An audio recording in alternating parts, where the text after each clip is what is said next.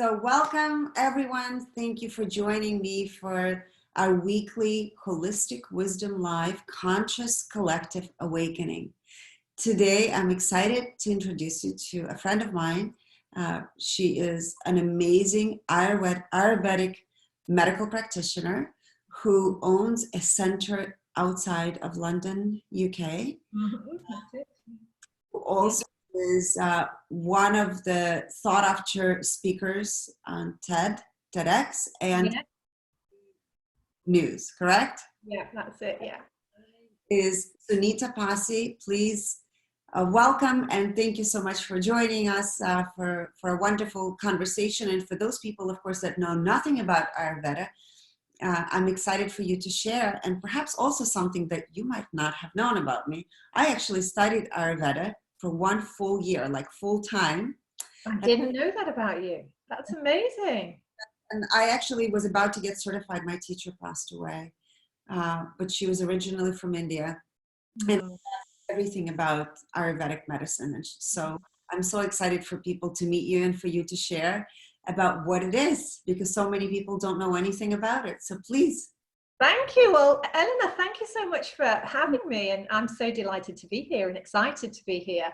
And it's great that we're able to do this, especially at this time when so many of us are thinking about our health and our well-being. And maybe this is a time where it's an opportunity for us to put more time and more attention into thinking about these things. So Ayurveda is my dear joy and my dear passion. And Ayurveda is a health system. It's a traditional Indian health system. It's said to be the oldest health system in the world, and we're going back a good 5,000 years. And it's an ancient knowledge. It's an ancient wisdom. So even the word it's a Sanskrit word, and it's powerful, very, very powerful. And literally, Aya means life, Veda means knowledge. So it encompasses all aspects of who we are. So not just the physical, we're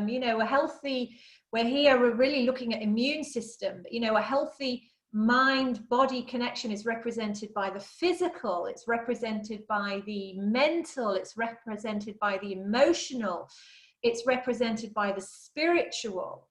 And the core of Ayurveda actually takes us all the way back to that. So if you're feeling a bit out of sorts and you came to see me for a session, then what we're trying to do is peel the layers away to really get back to why you may be experiencing something within your body. So it's deep, it's powerful, it's all about connecting with this spiritual resilience that we have deep in our core, and actually understanding how we are impacted by many things in our life. So that could be environment, that can be the food that we eat, that can be the energy that we're picking up from those around us. So when I say it's a whole health system, it literally is, and it's purely holistic. It's not one size fits all. We all have our unique blueprint. In Ayurveda, this concept is a concept around doshas or body types. And there are 3 very specific body types that help us diagnose and analyze your energy, what your energy is like, and also your mind connection. However, we're often a mix of the two, we may be a mix of a number of different energies. So this means that whatever is accumulating or congesting within the body, we're able to really do a deep dive and start to understand how we can peel those layers away, unwind that to get back to better health. It's also a powerful philosophy. I just want to say that as well. So, the path of Ayurveda it's a very windy road, and it takes you down many, many interesting paths. So in your practice, because I remember learning pulse techniques, right? Measuring the pulse, also looking at the eyes. What do you incorporate all of those techniques as well? I do, and it's so it really depends what somebody's coming in for. So an Ayurvedic practitioner, we all, as most alternative and complementary practitioners, we have our way, our way of doing things, the areas that we resonate more with, the areas that maybe we've had personal experiences of in life, which have given us certain information and certain knowledge. So for me, so though I do use, I do use those diagnostic tools. I do, I call it more the really a focus with my practice is very much the spiritual counseling. So asking certain questions that help me really understand, you know, at that soul level, really what's happening there, you know, and engaging at that kind of core level. Also, I've trained as I'm qualified as a meditation teacher, and I trained with a Swami. I trained very traditionally. So my thing is, yes, so though those diagnostic tools are very important, I'd say my thing is much more at that energetic level, what's going on at that energetic level, and working with the tools that help me diagnose and understand that better. Yeah. No, that's great. For me, Yeah. there's a lot of similarities, I would say, and perhaps how, I wouldn't say how we do it, but at the conclusion that we both would come to. I would never look at a person just from a physical perspective also, because for me it's a holistic approach. Nothing is separate. And actually where the diseases reside tend to be, I call it, it's called morphogenetic field, right? So before it manifests into the physical tissues, and that's probably the area where you pick up, you're going to the root, the deepest root possible, in order to uncover before the physical symptoms begin to manifest in the body, correct? Absolutely, completely the same, totally aligned. Yeah, absolutely. And so as we go through that, as we figure that out, it's you know, there's we'll see certain symptoms in someone. So you know, at the moment so in Ayurveda we're in what we call kapha season. So we have the doshas are all also aligned to seasons, and we're actually in kapha season at the moment. Now, kapha literally means what sticks. It's a sticking energy in the body, and it relates to the respiratory system. So at the moment, we're seeing what we're being challenged by is the sinuses, the lungs. We're seeing mucus. We're seeing a build-up. You know, the virus is impacting that system, and actually, when that's the most challenging system to be impacted, because actually, and I think it's the same with the way you work. If that's impacted, it's a steep ride, you know, to really come back out of that. So that, you know, you get congestive factors that build up in that area. But again, you know, as an Ayurvedic medicine practitioner, I can't not help look at this from not just our material plane, what we can see on a physical level, but also, you know, from a spiritual level as well. What does this mean? What does this mean from that higher place, from the higher state, our higher self, and also, you know, as your work is, Elena, very much from that conscious place. So we kind of got two things going on. We've got all this craziness going on here where, you know, we're all in lockdown, we're being challenged from every single direction. We may have people that we know who have come down with symptoms of being treated. But also on the other hand, we also know that for the first time ever, we're able to see the Himalayas. You know, for the first time ever, I know there's places in America where they say the air is so fresh and clean, and it hasn't been so. You know, we're seeing animals roam into urban areas because they feel safe. So it's this juxtaposition that is happening at the moment, you know, we're just at the beginning of really understanding all of that. You know, what's interesting, you're bringing up the kapha season.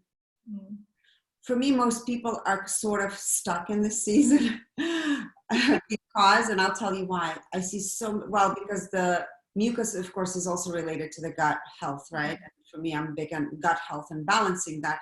But what I notice is how disconnected most people feel from understanding that their diet and their behaviors are absolutely impacting their health. And it's incredible, like people are still eating dairy products when we know it's creating more mucus, it's mucogenic. Stop eating the dairy. I've been saying this forever. Alcohol, right? All the sugars. I mean, it's breeding ground for fungus and all kinds of bacteria.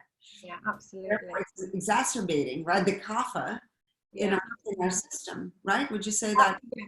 Yeah, it's the same. I again, I am having this conversation really more frequently now than ever. And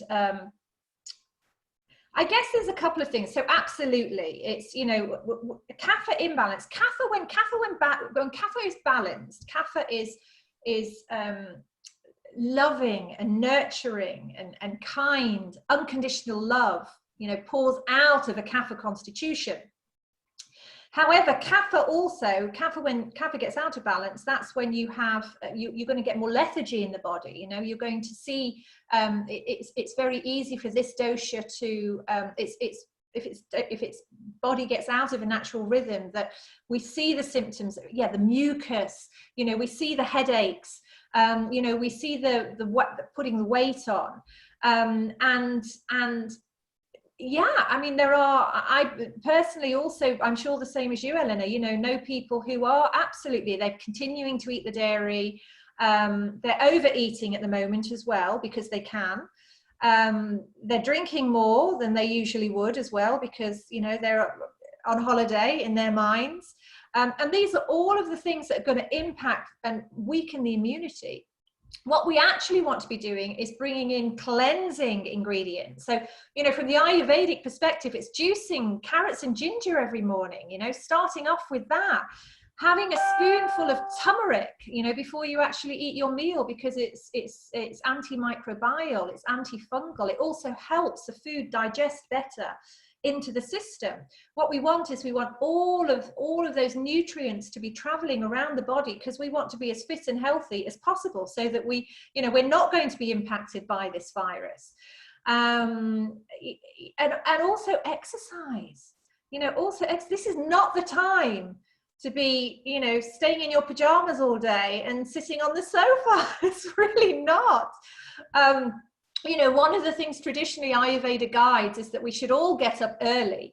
So by getting up early, really when the sun rises, we actually have the energy of the sun. You know, the energy of the sun then is manifested in our body. It gives us energy for the rest of the day as well, and it makes us much more able and capable and understanding of things that are happening, but also we have a better day. You know, we have a better day, and we're able to get more things done, and we're in a better mood. So I'm there with you, Elena. Yeah. So what would be, from an Ayurvedic perspective, I know you said starting off with some kind of carrot juice and ginger. I know for me, I don't recommend ginger for everyone, and I'll tell you why. Okay. People with hypothyroidism and Hashimoto's, it actually throws their thyroid off balance. This is only for people with thyroid disease. Otherwise, I think it's great. So, but what do you suggest for people to begin this cleansing process from an Ayurvedic perspective? So we actually have a routine. So it's a traditional routine. It was written by the Vedas thousands and thousands of years ago. It's as relevant today as it was then, and it totally works. I have been, you know, following this regime for as long as I can remember. So like I said, getting up early. So, and at the moment, you know, we're all on the same time frame, basically, you know, unless you're still continuing to work and you're doing that online, you know, with internationally. But rising, and the first thing is to do some exercise. So from the Ayurvedic perspective, it's movement of the energy within our body. So either that's a form of yoga asanas or some form of stretching. What that does is it really opens up the body. So in Ayurveda, we have a word called prana. Prana is life force. It's the energy within us. So we start the morning actually expanding the life force within the body. So already we're creating more space to bring more oxygen in. We're already opening and expanding the body to have a better day. We're already being gentle and kind to our soul and giving on the nourishment and the self-care at that level. So that's 10 minutes. Then we look to do 10 minutes of breathing. So there's a number, I love breathing exercises. So I recommend breathing exercises to everyone actually. And there's different types of breathing exercises, again, for different constitutions. A very nice, simple breathing exercise is one called complete breath, which literally says, as it does on the tin, it's a complete breath where we take a deep inhale. So we take in all that oxygen, oxygenates our body, and then we slowly exhale, but we also do it at a count of 5. So first of all, just balancing the energy in the body, and then we inhale for a count of 5 through the nose with the mouth closed, hold for 5, and then exhale through the mouth for 5. And what that does is it just helps us start to balance the doshas, balance the energy in the body. It also moves our breathing from, many of us are breathing from the chest rather than from the diaphragm. So it really helps support the body in that way. And then it gets us ready. So this combination, this lovely combination of your yoga asana with the breathing, then gets us ready for either 5 minutes of meditation or silence. And it's again dependent on your preference. But there, people say to me, well, isn't the breathing exercise same as meditation? No, they're two different things. They're two different tools. Meditation is the separation of our thoughts and feelings for us to become fully aware. And the asana and the breathing helps open the body up so that actually we're able to go much more easier into that space, which is the very special, precious space where we start to connect with our higher self, where we connect with the positive energy, where we connect with that higher essence of who we are at a conscious level. And so that's one, so either it's that or it's 5 minutes of silence, because silence is very precious. We, in the West, well, actually in the East and the West, all over the world, we lead busy, noisy lives now, if we're living everyday lives. Now that's okay for a certain amount of time, but again, we're not built as energetic beings to be impacted by, have all of our senses turned on all the time by all of this noise. So actually, silence again is a deep meditative process. It's a technique that enables us to connect with ourself at that level. Once you've done that, then it's then you brush your teeth. We always cleanse the tongue with a tongue cleaner. So again, tongue health is really important. And then now self-massage, I either recommend, it depends when it's better for you to fit it in. Again, different people respond in different ways. Mm-hmm. If you include it in your morning ritual, then it's very much more of a vibrant self-massage using an oil that's particularly good for your skin. So almond oil is great for all body types. And also so is sesame. Sesame is a rejuvenative, and then you can have more bespoke oils that are blended very specifically for your constitution. So you can take it to whatever level you want to. If you like aromas, if you like a little bit of luxury, then this is a great time to bring some of that in. So either self-massage where we work, where we really massage and stimulate the tissues, or even a really nice facial workout. That's also recommended. And then we have breakfast. So it's that, when I say that to people, they say, oh my goodness me, I haven't got time for all of that. It takes no time at all. Once you start to integrate it into your life, you'll actually find you have more energy for the rest of the day. And once it becomes part of your life, you can't manage without it, because you'll know the difference. Definitely. Those are such great tools. For me over the years, because I went from going to the gym, of course, all the gyms have been closed. And I'm not a class person, so I never like to take classes with a large amount of people because I have my own schedule and I just try to fit it in at the best time. And usually mornings have always worked out for me. Well, since I've been at home, mm-hmm. I've also been doing a lot of stretching. And actually one of the things that I've been working on, besides the sun salutation, that's my favorite. Right, yeah, because your constitution, I think your constitution is Vata. So, Vata, what moves? It's a moving energy. Yes. So sun salutations there are very grounding for the Vata constitution. Fantastic. Yeah. And then I decided that I'm going to start working on my bridges. I do bridges every single morning.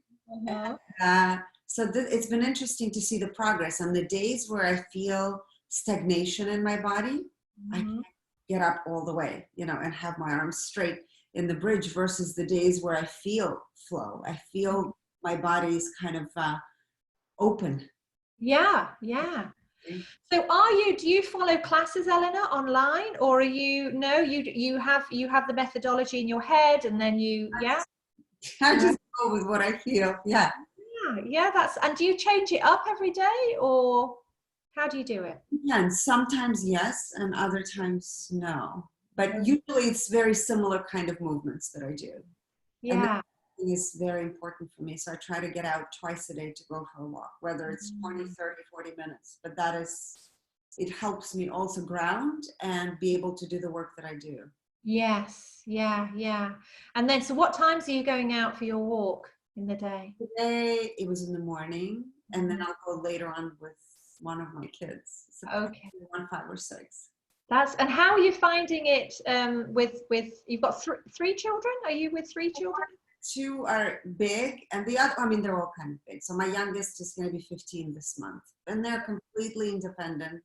Yes. So, but we still manage to, I mean, it's important for us to do things together. And Yeah. I know with one of my kids, he loves gardening. So he's been doing gardening, and today we're planting some flowers in our pots. And That's so beautiful.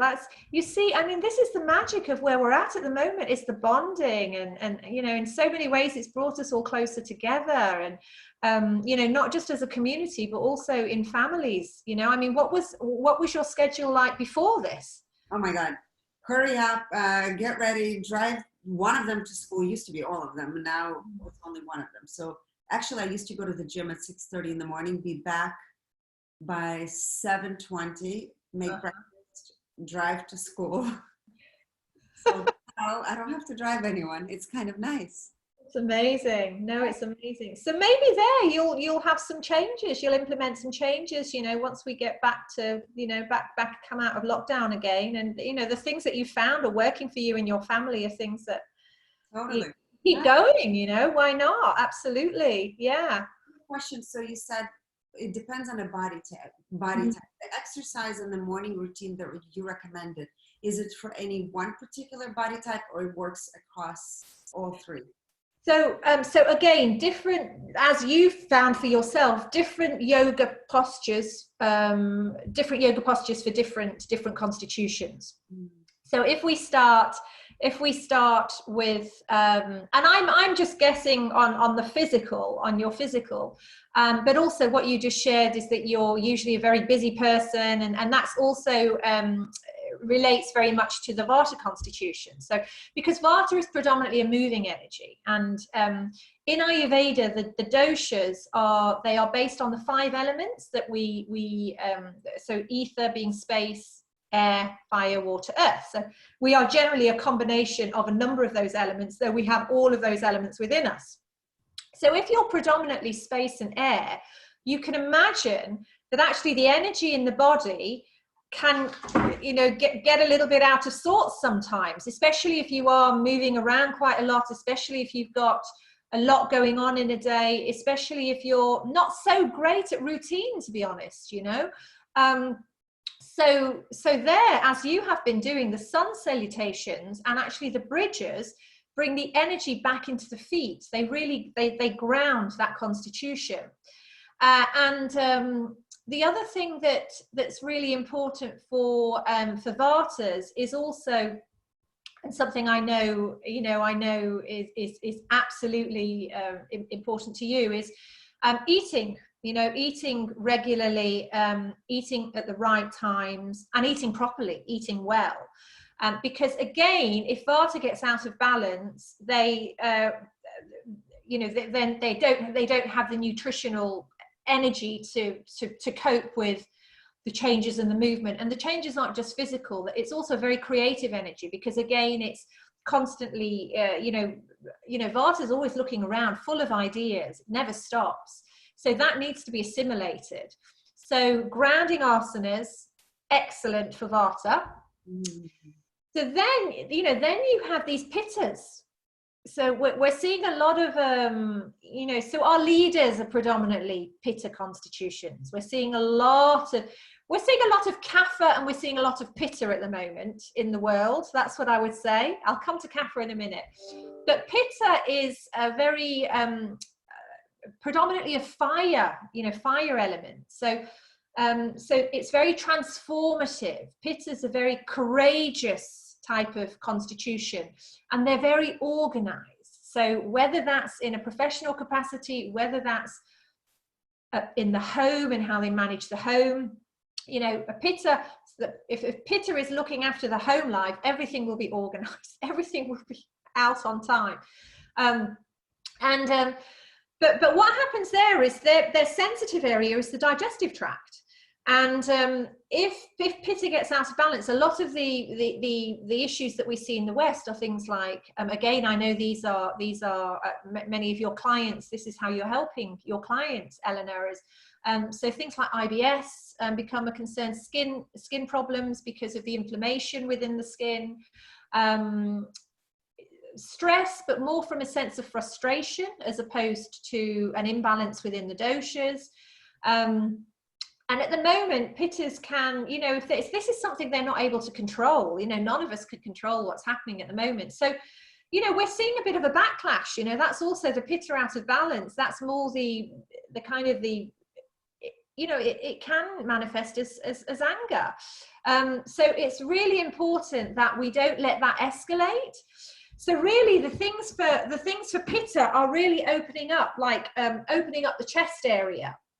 So we've got postures that, for instance, we've got a posture called bow, which really helps manage this area more so, and move the energy more so. So if it's starting to feel, accumulate in that area, it just helps transport that energy more so around the body.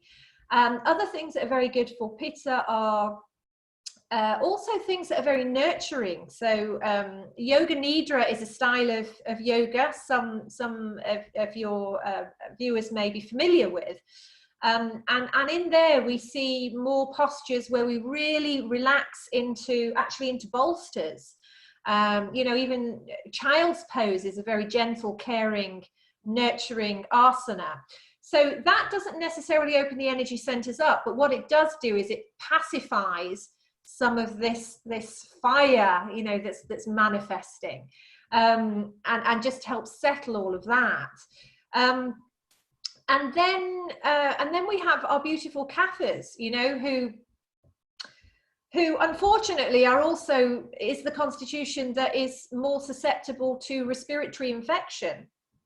And there, what we want to do is really focus on much more stimulating asana. So they may not want to do this. So actually, if kapha is in a home with, say, I don't know, if one of your children were a kapha, then it's brilliant. They have a mother like you, because actually that energy really helps support kapha, and makes things better for them, because it helps them actually transform their stuck energy, because they've got a motivation around them. But for kapha, we want to be more physical.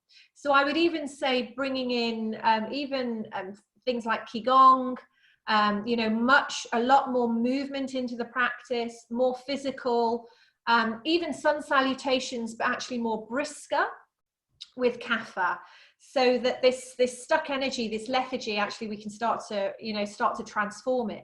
So kapha is predominantly water and earth elements. So if you imagine you're taking care of your beautiful garden at the moment with your children, and I'm sure you're growing some new plants and it's all fantastic.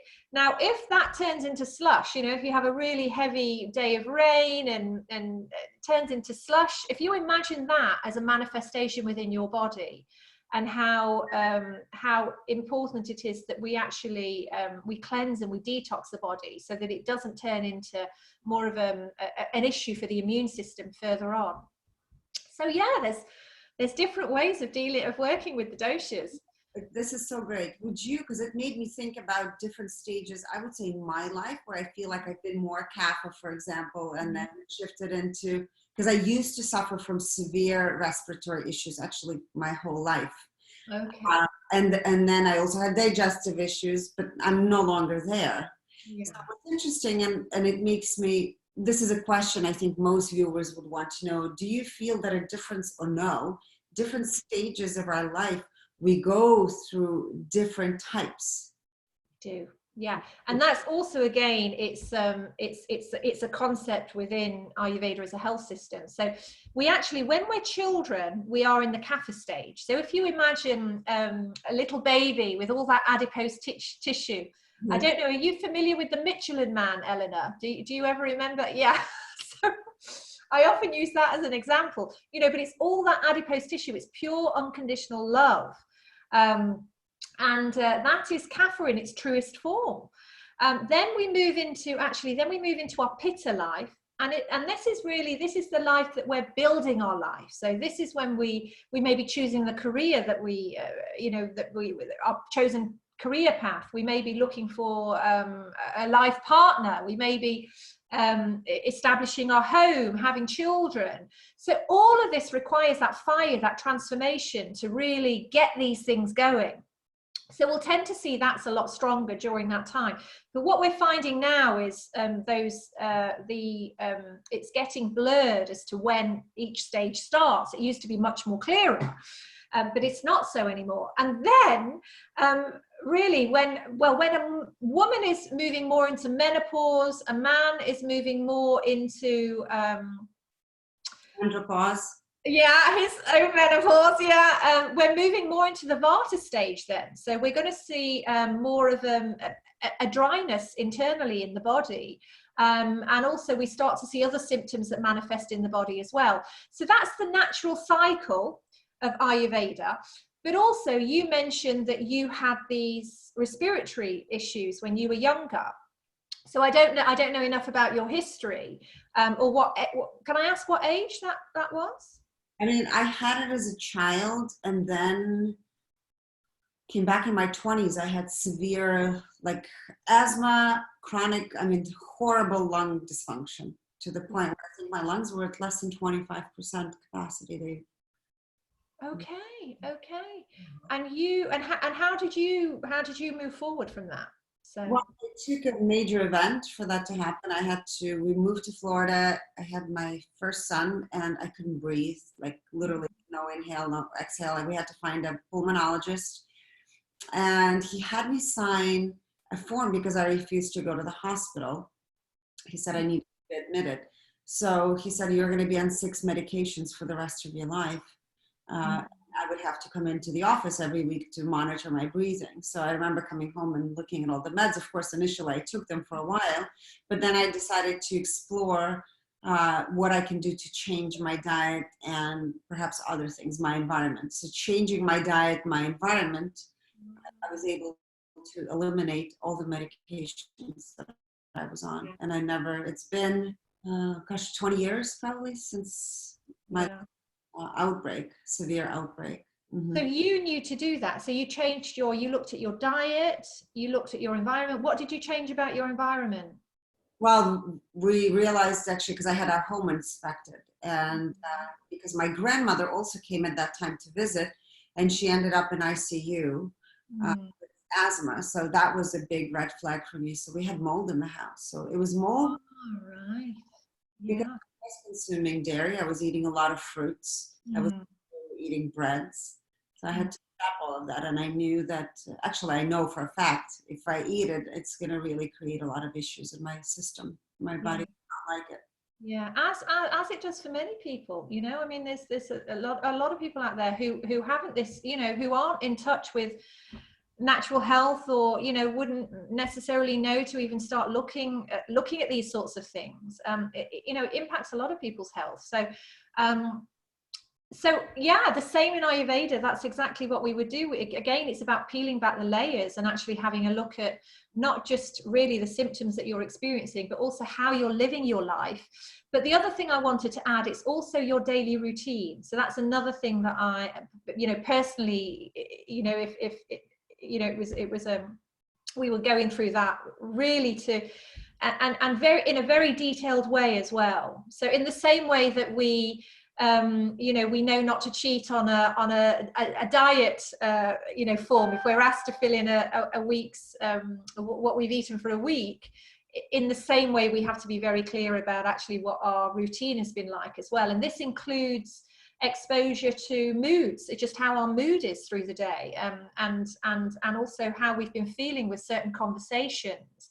Yes. So it's the level, the subtlety of our energy is so finite. And one thing that I have seen over the years is that this has been my experience. Much of the symptoms that I've seen with people either I've worked with or people that I know stems from something, again, very much more deep rooted. But what happens is it gets so buried that it can be 20, 30 years later before it actually starts to manifest in the body in some way. And I know, this is the same as your work, but it's so subtle. Our essence is so finite, and so that the essence can be impacted by environment. For you, it was the mold in the house, and by what we eat, by our senses, what they're exposed to. And also living a life that isn't aligned with who we truly are. Yes. That's a big one in the West, because we're all so ambitious. You go to London, it's like overwhelming now, the numbers of people that live in London. And it's like, I can't live anywhere else because, I've got to be in London. And because we're trained and programmed that we need to get education, we need to have a job.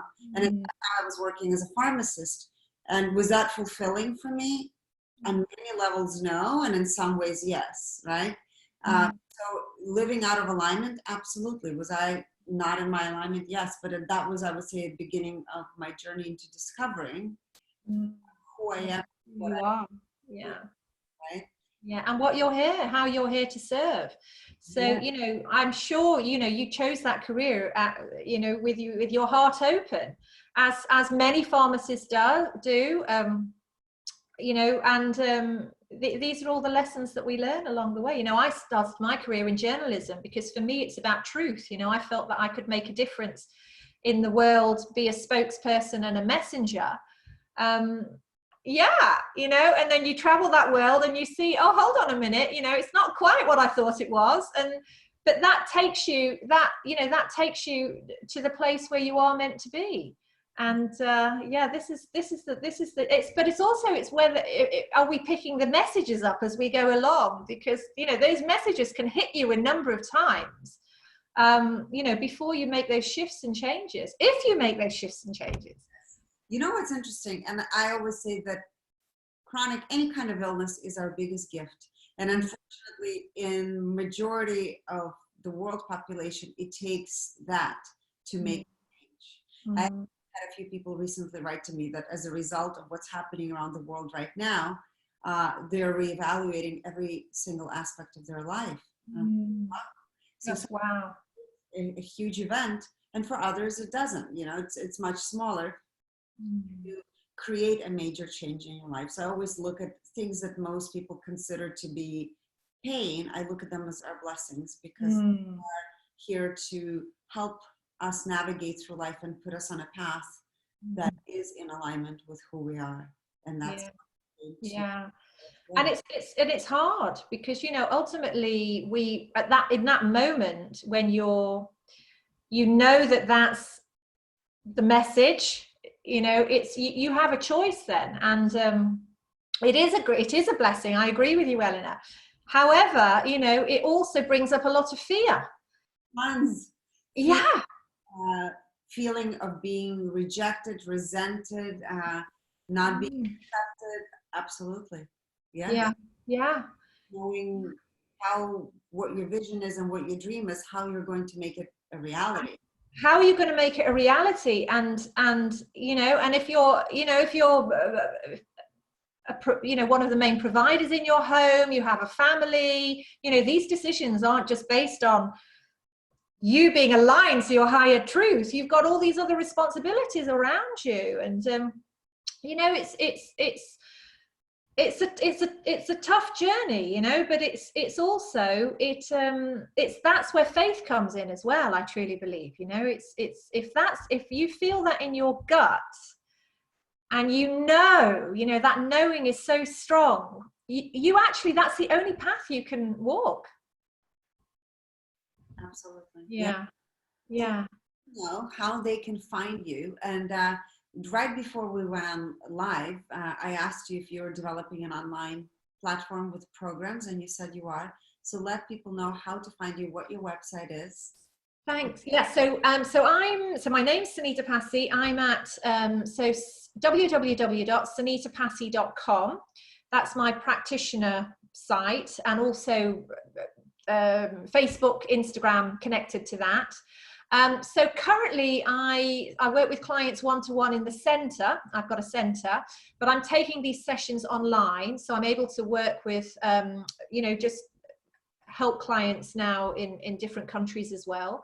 And also I do also, for 15 years, I've trained therapists and practitioners. So in Ayurveda, my specialism is actually Ayurvedic bodywork. That's the area I've become very well versed in. And so I've trained over 1,000 therapists in a particular training program, which I run twice a year. And then also I'm now taking practitioners through a mindfulness and meditation diploma as well. So we had our first recruiters a year ago. They're just coming to the end of this program now. And you can pick, if you know, you can pick that program at any time in the year. So two sides. So either, you know, if you need support with your health, I'm here for you from an Ayurvedic perspective. And then also there's the trainings as well. That's wonderful. And they can join you online for this meditation program as well? They can, yes, absolutely. So it's 12 modules. So once a month, you will receive a module from me. So that module also includes some homework. So you have some thinking and questions that you need to go through. Then we set up a Zoom, and we have a 1-hour session one-to-one. And that's really, you know, the program is to guide you through understanding the techniques of mindfulness and meditation, how they can support you first, and then how you can actually guide your clients to better health working with the techniques. And then we also have a 2-day retreat. So like I said, if you know, the retreat we generally run in October. If you join in September, then most likely you would join the retreat the following year. Yeah, so that's predominantly all of it online, apart from the 2-day retreat. Okay, wonderful. Thank you so much for wonderful conversation, wealth of information, and I'm sure people are going to love everything that you had to share. So thank you. Thank you for inviting me. You take care. Thank you.